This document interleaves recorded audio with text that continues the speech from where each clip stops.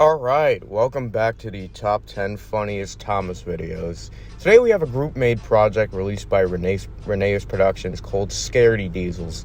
This is by far one of the funniest parodies I've ever seen. It's cleverly written, it's shot really well, and it's voice acted greatly too. This video is not at all that old, only coming out a year ago. There's a lot of good moments in this, but rather than go into an explanation here, let's just begin the review. We open up with an introduction to our two main characters here, Splatter and Dodge, who are basically as stupid as Beavis and Butthead in this. This whole video is a rewritten version of a Season 6 episode titled the same name, albeit this one is definitely made completely for shits and giggles, and they had a lot of fun probably writing the script for this. One Halloween evening, Splatter and Dodge were resting in their shed. The workmen had finished their shift, and were now gathered outside the roundhouse, taking it in turns recounting old ghost stories. And every year, on the anniversary of his scrapping, the engine returns to the smelter's yard in search of his lost whistle, desperately trying to find the final remaining piece of his physical form. These stories are dumb. They all end the same. Scary ghost shows up to spook you. Boring, predictable, and rather anticlimactic if you ask me. These guys should take up a career writing for Marvel. I don't know, but it sounds pretty generic. Yeah, it really does. For show. Oh, Jesus, there you go again. Man, what you talking about, Holmes? Ugh, you're doing it again. You're talking like those teenagers you hear on the platform. Man, you tripping, for real, for real. Lord, give me strength. Wait, hold up. Aren't you atheist? Agnostic, dummy. There is a huge difference. I wouldn't expect someone as uncultured as you to know. This fucking dialogue is absolutely rich. It's absolutely nonsensical and stupid, but it's just straight up fun as hell. The twins accidentally cause a diesel to crash and begin arguing on whose fault it is, with this poor workman having to tolerate their crap. He decides that they'll both have to take the diesel's job. Income is also poop-free. That didn't even make sense. Yeah, like your face. Oh, my face doesn't make sense, eh? You're the one with the receding hairline. You didn't. All right, that's enough! Since you two can't decide who caused the accident, you'll both cover the diesel's job.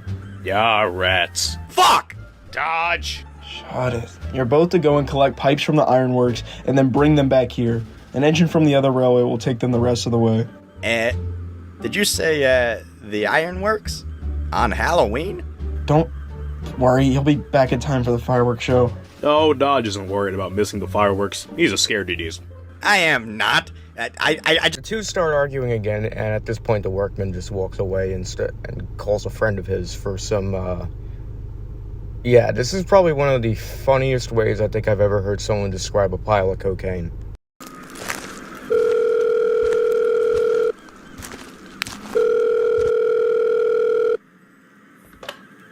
Dave, yeah, it's Chuck. I'm gonna need a few G's of the booger sugar tonight. That is the first time I think I've ever heard someone put those words into a sentence and use it to describe taking a large amount of cocaine. Booger sugar. I'm gonna have to use that sometime. Don't sue me, Renee's Productions. The two diesels leave the yard to make their way to the ironworks. They keep teasing each other by making spooky sounds and ghostly noises. The job's almost finished, and Dodge seizes the opportunity to leave his brother Splatter behind. Teasing him. Ooh, careful the ghost engine doesn't get you. There is no ghost. And if there was, it would almost definitely go after you, because in every ghost story I've ever heard, there's always a significant karma factor! He's not wrong. In every single ghost story I've reviewed on this channel, there's always a significant karma factor where someone doesn't believe in shit, and then only gets their comeuppance at the end when they get completely haunted by it.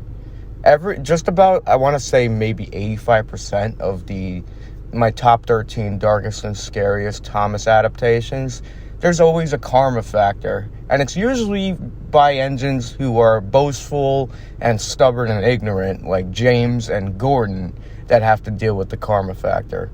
That's what's really interesting. He's technically not wrong. Soon, the job was nearly complete. Well, I can't really say well done because, well, let's face it, you two aren't capable of a job well done, but at least I won't have to listen to you two for much longer. Now, I'll need one of you to stay behind and finish up. Dodge was still annoyed with his brother and wanted to pay him back. Please, sir, Splatter should do it. He'd love the extra work. Alright, yeah, that works for me. See you two, hopefully, never again. You're going to hell. Ow. With Dodge leaving to go back to the shed, Splatter becomes more nervous as the night goes on. But when he enters a smelter shed, he gets the fright of his life.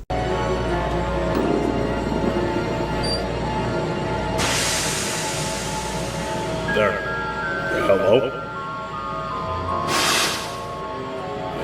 Is someone there? Dodge, is that you?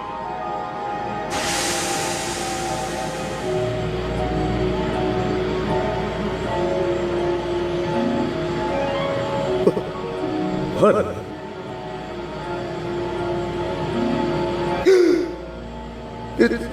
It's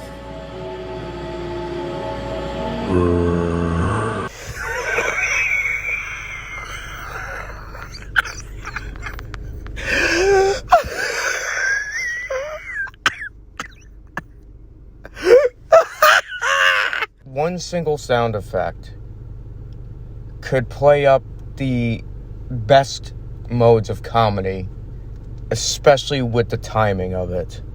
Splatter leaves in a hurry at the sight of the ghost engine. The ghost engine is after me!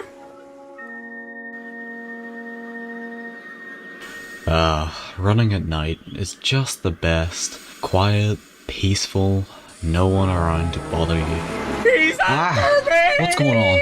Oh, it's that guy. Fucking moron. Splatter squeals all the way home to his shed right next to Dodge. The two brothers discuss their night and apologize to each other and say that it's okay to feel scared sometimes. The story ends with the disappointing news that the fireworks are canceled, as in Dodge's own words, Sit back and enjoy the fireworks then. We should get a good view from here. Yeah, about that. Fireworks display's been canceled. Some dude didn't stand far enough back when he set off the first one, and he, totally blew his fucking face off. Stupid. Holy crap! the camera pans out, ending the story, and the credits begin to roll. A lot of this is very clever, a lot of it is written really well, and the timing with certain comedic bits is really, really good. A lot of credit goes to the goofy-ass dialogue of the engines. Reneus Productions himself voicing Dodge, and the pan-eared Jester who voices Splatter. The two of them play off each other so well, and despite the silly nature of the lines being voiced, it comes off as natural. Of course, this is the program Trains that this was filmed in, but credit goes to the editing process after recording all this footage, making everything a bit more saturated with color and a bit more contrasty. Everything in the foreground and background is very visual and colorful, and that makes it all the more impressive. Like they're delivering quality even though this is a complete parody. And you can't have good comedy without timing as well. That slow 4 seconds of silence until you hear a Minecraft zombie noise out of the ghost engine is just perfect timing. On top of that, the way it switches from trains to Splatter running across a wooden railway bridge is unbelievably just out of left field and catches you off guard. It's funny.